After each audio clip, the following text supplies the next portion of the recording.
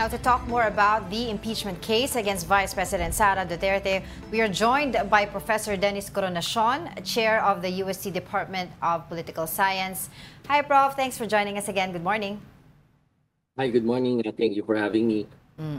Okay, siguro, what can you say about hiring two spokespersons for each, like for the House prosecution panel and sa impeachment court? But the defense Why do you think there's a need to do that? The defense will also hire an yeah, of course. Oh yeah, yun naman talaga, that's a practice eh. Oh, ito parang hindi ko alam kung meron na nangyari before. Ano impact nito, Prof? Actually, ang tingin ko po dito, this is the first time that this is happening, na may spokesperson yung prosecution at saka yung what do you call this? Yung Supreme Court. Kasi I think this is very important, for the public to understand better what's happening or what will happen during the impeachment. Kasi alam naman natin that there will be so many legal terms that will be used. Tapos yung mga procedural matters, and these things cannot be easily understood by the public. So they need a spokesperson in order to communicate to the public kung ano yung mga pinag-uusapan doon sa impeachment court. Pero as I recall kasi, Prof, parang si former Congressman Erin Tañada was a spokesperson sa impeachment trial, I think, ni Corona. Former Chief Justice Corona. Sa prosecution. He was removed. Pero parang you're right in terms parang regards to having a spokesperson sa actual impeachment court mismo. I think this was, do you think this was done by SPGs to prevent or to dissuade the other senators from talking out on their own, opinions here and there, baka yung imahe nila matarnish. So that's why dinagay na niya ito si Attorney Reginald Tonggol. Actually, sinabi nga ni Attorney Reginald Tonggol, ay possible na ganon para ako na lang magsalita. Well, yes po, it's possible, pero meron ba makakapigil sa mga senators? Wala. Judges kapag gusto nila magsalita. That's right. So, I don't think may makakapigil sa kanila, magpapa-interview sila hanggat gusto nila.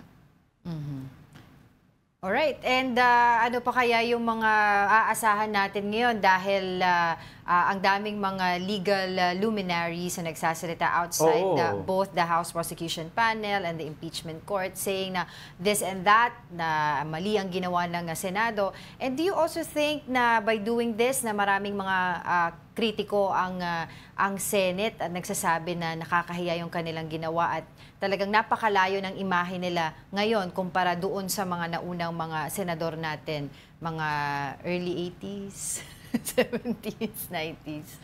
Prof. Well, mali in the sense na niremand nila yung impeachment complaint pabalik doon sa pinanggalingan nito, sa House of Representatives.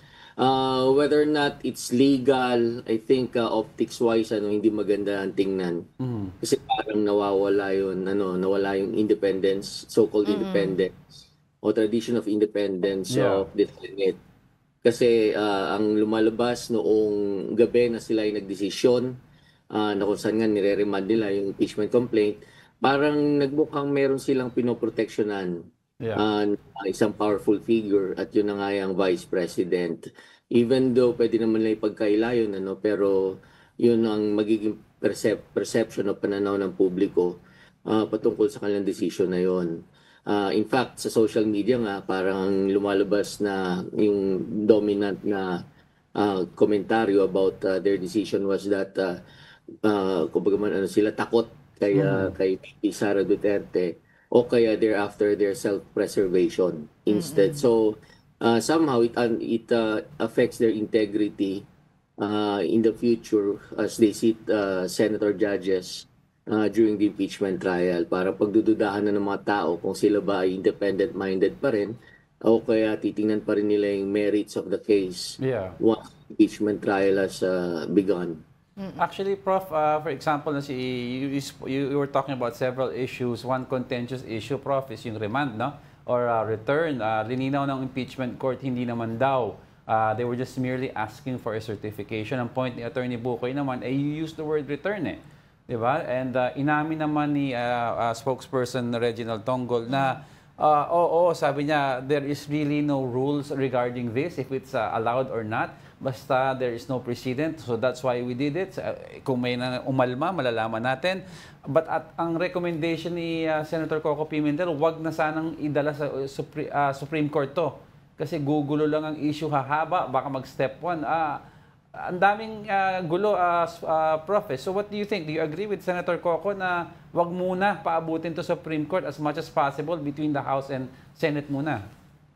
Well, if we are after po doon sa acting on the impeachment complaint as quickly as possible, tingin ko may punto naman po si Senator Coco Pimentel. Pero kung halimbawa madadagdagan pa, kasi itong dahil nga I think it springs from this impeachment, specific impeachment trial, parang unprecedented to the Vice President, tapos in the sense, tinamaan din ng transition from the 19th Congress to the 20th Congress. So marami pong mga first time dito. And parang lumalabas kasi that the Senate seems to be going beyond the power that's assigned to it by our Constitution. Kumbaga umaabuso, yun ang imahe na lumalabas eh. Kasi may bukod doon, meron pang mga huwag man susupplement yung ganong klaseng negative image about the Senate, na yung bang salita ni Senate President Chis Escudero na wala makakapigil sa Senate. At saka yung para condescending na treatment nila sa House of Representatives, na hindi sila co-equal dahil sila itong mga senador ay sitting as an impeachment court. Yeah. Yung mga ganong salita, parang they all point out to an abuse of power, parang ganun ang imahen. So that's why tingin ko pag nagpatuloy yung ganitong klaseng behavior and practice ng mga senador natin, sooner or later baka may magpa-file ng kaso sa Supreme Court regarding that matter. That's what I wanted to ask, Prof. No? While may point din si Senator Coco, sige, itawid na natin to, let's go to trial, swift as possible. But then again, it sets a dangerous precedent in the future, because if we don't question tong behavior ng Senado, baka in the future magkaroon ng impeachment proceedings again, kung ano yung precedent na sinet nila ngayon, set in stone na. So parang ipit tayo, mga taong bayan, ipit tayo, itawid na natin to para mabilis, or should we question the behavior of the Senate? Parang whatever happens, Prof, parang nalugi tayo. Tama kayo doon. I agree with you na dapat to itong mga actions ng Senado pointing out to a possible abuse of its power, dapat ito sitahin. At ang makakasita lang dito yung Supreme Court, another branch of our government. Sometimes I think we have to set aside yung convenience. O kaya yung goal natin na mapabilis yung pagkakaroon ng disposition ng kaso na yan. Pero not at the expense of yung constitutional principles. Tsaka yung mga certain abuses of an institution's power. Tama kayo dyan. Tapos, since this is going to be historic, it will also set a precedent doon sa mga future impeachment cases. So, kung meron mga magiging actions doon, motions, sa kinakailangan resolve, somehow ibe-base nila sa mga nakaraan. So, baka magiging parte ito ng kasaysayan ng mga impeachment cases. So, itong i-cite as a possible para model for a future decision that will be made about a future impeachment. At saka sinasabi nila, 'di ba, Prof, itong constitution natin was written merely to protect the citizens of this country, not to protect a certain individual, lalo na kung sila ay inaakusahan ng misuse of public funds. Pero my question here, Prof, ay may iba kasi, there are calls, and I'm sure you're aware of this, na mag-inhibit yung mga senators na clearly hindi sila impartial doon sa nangyayari today because of, their statements. And of course, nakita din natin, yung dalawa doon ay sumama pa doon sa respondent sa ibang bansa at nag-call pa for the elections for 2028. And sinagot ito ni Vice President Sara Duterte saying na kung may ganung call, dapat mag-inhibit din yung ilang mga anti-Duterte because clearly they're also anti their family, no, hindi sila magiging impartial pagdating ng impeachment trial kung yun ay kumakarating tayo doon sa punto na yun. What do you make of that, Prof? Pero hindi pa sila judges na. Oo. Tawag dito, yun ang problema dahil part ng nature ng impeachment process natin is that it is political in character. Right. It's a political exercise. And hindi naman ho talaga to yung mga well-trained na mga judges sa mga courts, wherein part of their training is that they should become objective and impartial. Ito po mga senador natin, these are politicians who do not have, most of them do not have any experience in terms of yung mga trials, mga court trials, legal trials. So definitely, hindi nila kumbaga man, doon pala mahirapan na silang i-restrain yung kanilang sarili pagdating sa pagpapahayag ng kanilang mga pagiging partial or partisan sa impeachment trial. So again, parte yun ng nature ng isang impeachment trial. It's a political process. Kaya nga I don't expect our senator judges to become impartial, or at least siguro pinagdadasal ko na lang na pag mga ebidensya, tapos overwhelming naman against the accused, okay, in favor of the accused, they're going to make a judgment based on the evidence. Yeah. Pero ako pessimistic na ako sa ngayon tingin ko kasi. But it's good that you mentioned that na hopefully nga mag-base sila sa merits of the case because nagkaroon ng recent interview si Senator Juan Ponce Enrile saying na in the start of the impeachment process of now deceased Justice Corona, at one point sabi niya talagang magno-no siya ia-acquit niya yung kanyang verdict. Pero during the course of the trial, when yung kanyang speech, umamin siya na meron siyang $2 million at hindi dineclare sa SALN, dun daw nag-twist yung kanyang vote. So, do you think may pagkakataon na ganon among the senator judges na they will really base, diba, yung kanang decision doon sa magiging ebidensya and that they will be impartial during the course of the trial? Well, I hope so. Kasi may mga naririnig ako mga bali-balita na meron daw talagang malalakas ang ebidensya against the Vice President. And if only, they will give a chance to see this evidence. Think ko baka yung those who are in favor of the Vice President, baka magbago ang kanilang isipan, baka mag-pivot sila, Yeah. From going with the Vice President to considering what do you call this, convicting her. Basis of Pero Prof, indulge me, kasi sabi nila bakit sa United States, which our rules of impeachment and part of that constitutional impeachment, Article 11, was based also on the rules sa US impeachment. Bakit daw gumagana ang impeachment sa US at sa atin hindi? Pero I read the Constitution of the US. I looked at the structure of government last night browsing over it. The US has only two major political parties in play. So sabihin mo na kahit political in nature ito, hindi dependent ang isang member ng Democratic or Republican Party sa survey niya.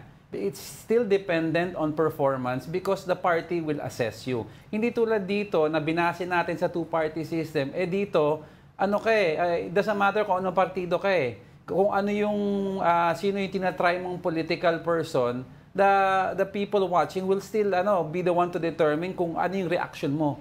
So, parang medyo flawed ata yung pag-adapt natin ng US system because we have a totally different structure. Do you think in hindsight, in the long term, we should review that Article 11 of yung provisions sa impeachment on how we constitute an impeachment court? Yes, because it should be based on the dynamics in this country, no, hindi po yung, and structures as well. Yeah. Sabi niya doon, two-party system, and that they have strong parties, ano. Sa atin naman, we have weak political parties, kaya the parties cannot sanction kung ano may magiging decision. Kaya put pressure on the senator judges just in case mali-mali yung kanilang decision. Yeah. But I think kung meron mang magiging pressure o mag-hold ng accountability dito sa mga senator judges natin, ito po yung publiko. Kasi they are not mere spectators in the impeachment trial. Remember, historically, or in the past, yung mga nangyayari sa impeachment, nagre-react yung mga tao. Just like what happened to the ERAP impeachment trial. Nung hindi mabuksan yung brown envelope, nagkaroon ng text brigade, tapos nangyari ang EDSA 2. So it is subject to public opinion, and our senator judges should remember what happened in the past in the impeachment trials. At baka mahusgahan sila ng publiko pag pamali-mali ang kanilang decision. Alright, siguro lastly na lang, very quick na lang, Prof, what do you make of the 16 lawyers who will represent VP Sara sa kanyang impeachment trial? Some people would say ang OA daw overkill, masyadong marami. Other people would say, well, it's her right. Your thoughts on that po?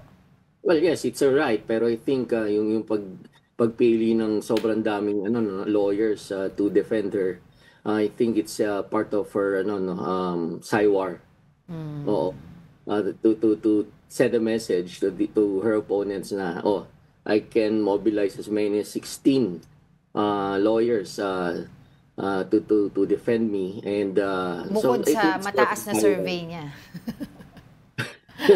Akin lang iniisip ko, 16 lawyers, so siguro bawat isa dyan may assignment. O ikaw sa ganitong ng complaint, ikaw naman sa ganyan. Yeah, right. Well, mas efficient, mas organized. Pero kung ang bawang goal is to intimidate, well, she can afford it naman, mayaman naman siya, no? Pero if the is to intimidate, I think yun ang din goal doon, to intimidate the opposition. Alright. Thank you. Haba-haba. 4 lang na articles ata ang inano sa kanya. Ilan, di ba? The 16 lawyers. Anyway, mahabang usapan pa to. Pero thank you for your time. Professor Dennis Coronacion. He's the chair of the USC Department of Political Science.